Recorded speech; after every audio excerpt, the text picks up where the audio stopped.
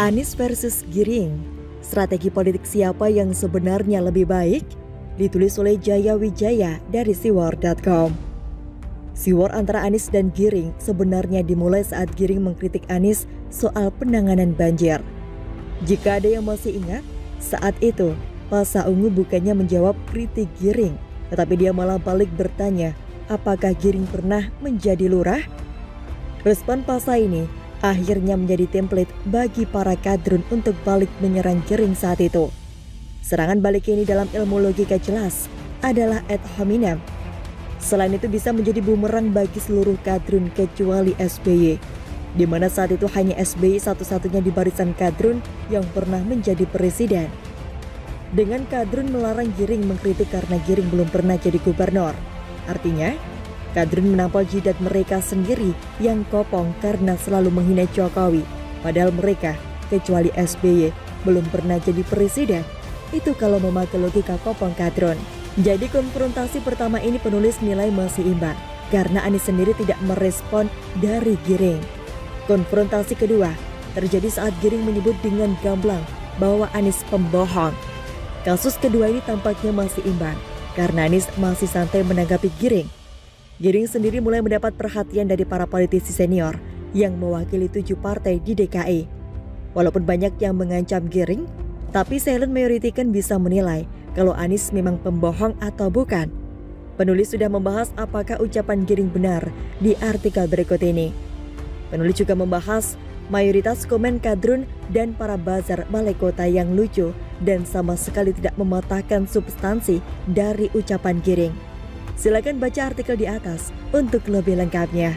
Memang dalam menilai politik, kita tidak bisa terdistorsi dengan ulah para buzzer.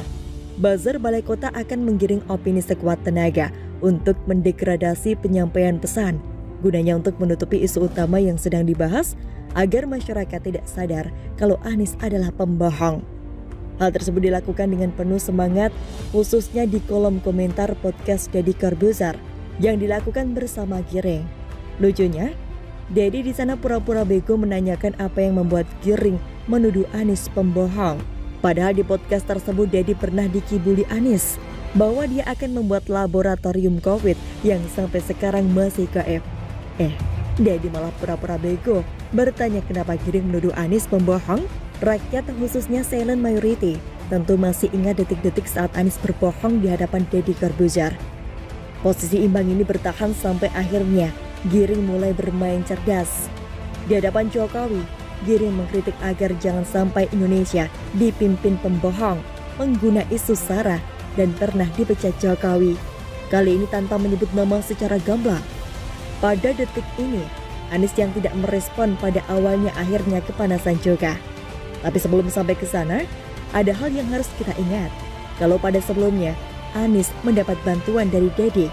Kali ini Anies mendapat bantuan dari Najwa Shihab untuk menjebak Giring. Najwa dengan kepintarannya, beliau meminta Giring untuk melakukan otokritik terhadap PSI yang malah dijawab oleh Giring dengan memberikan saran. Sebenarnya yang dilakukan Giring ini standar politisi. Ini ibarat Ibu Mega disuruh mengkritik PDIP, SBY disuruh mengkritik Demokrat, Dayat disuruh mengkritik PKS. Apakah mereka akan memberikan kritik? Apalagi kritikan pedas? Penulis jamin tidak akan melalui masukan-masukan kecil yang tidak sampai merusak citra partai. Coba saja, buzzer balai kota disuruh kritik Anies.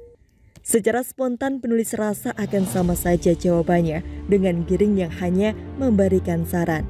Kecuali ya, buzzer balai kota sudah baca tulisan penulis ini dan berlagak sok bijak. Maka bisa saja mereka mendadak kritik Anies. Tapi ya, tidak mungkin pedas-pedas banget. Bisa-bisa dipecat jadi buzzer.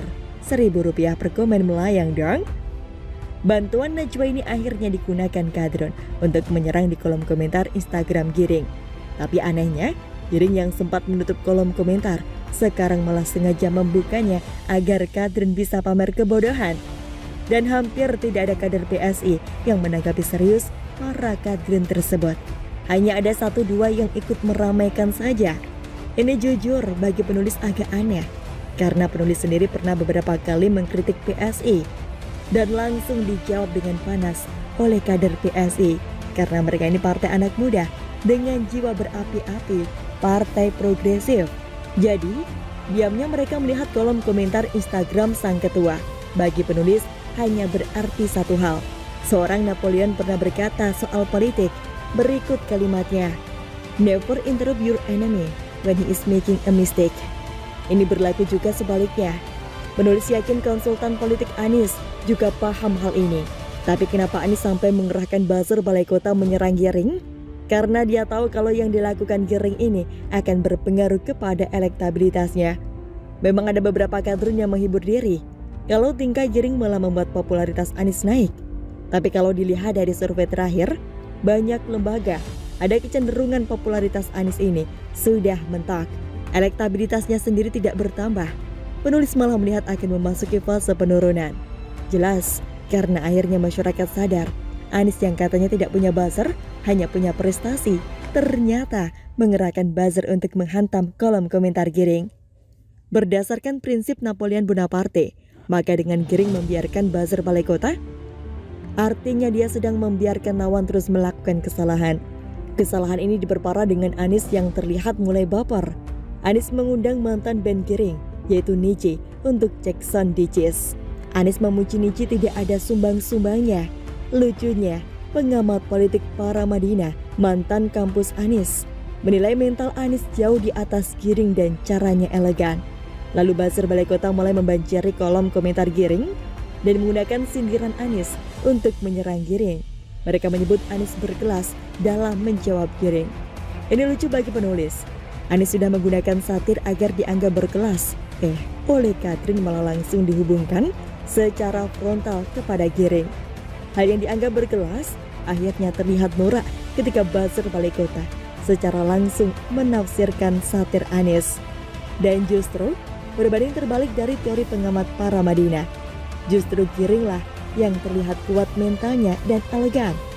Dia membiarkan buzzer balai kota memenuhi kolom komentar IG, padahal dia bisa saja memblok semua hinaan dari mereka dan juga menutup kolom komentarnya.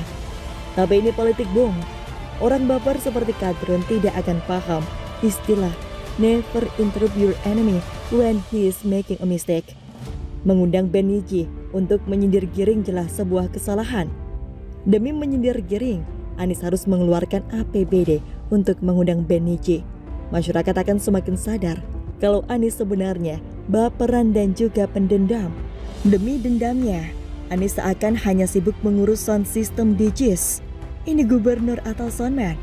Semakin menegaskan kalau tidak ada yang bisa Anies banggakan selain Jis. Anies sampai salah data kalau titik banjir banyak yang surut dalam 6 jam. Padahal menurut data BPBD malah bertambah. Padahal apa sih yang dibanggakan dari Jis? Itu proyek sudah lama. Proses pembebasan lahan dan sengketa tanah adalah bagian tersulit yang justru dilakukan bukan oleh Anies. Ini fakta. Toh pembebasan lahan untuk yang katanya naturalisasi saja belum ada satupun Anies berhasil melakukannya. Kalau hanya untuk membangun di akhir masa jabatan, ini bisa dilakukan gubernur manapun di akhir masa jabatan untuk pencitraan. Jika memang tanahnya sudah siap dan tidak ada sengketa, tinggal suruh tukang bangunan dan siapkan dana. Dananya sendiri. Anies memakai dana PEN dari pemerintah pusat. Jadi apakah Jis merepresentasikan kehebatan Anies? Sama sekali tidak, Ferguson. Lucunya, Jis ini satu-satunya karya Anies yang buzzer balai kota keluar-keluarkan di mana-mana. Seolah-olah tidak ada prestasi lain yang bisa dibanggakan. Bukan seolah sih, karena memang program utama Anies saat kampanye tidak ada satupun yang mencapai target. Bahkan target tersebut berusaha dikurangi agar persentase target terpenuhi terlihat besar. Jadi silakan simpulkan sendiri strategi politik siapa yang lebih baik antara Anies dan juga Giring. Bagi penulis, untuk jadi presiden, Giring pasti sadar akan kapasitasnya. Walaupun secara usaha, dia akan berusaha maksimal dengan mendeklarasikan sebagai capres anak muda. Tapi untuk sekedar mendegradasi Anies, Giring bisa dibilang berhasil, khususnya untuk menggiring fokus buzzer balai kota kepadanya. Akhirnya, masyarakat akan sadar kalau level Anies hanyalah setara Giring. Untuk menyindir Giring saja, Anies harus menggunakan APBD mendatangkan Niji. Sampai lupa masalah banjir karena sibuk menjadi soundman di proyek Jis yang dananya dari pusat. Begitulah kura-kura.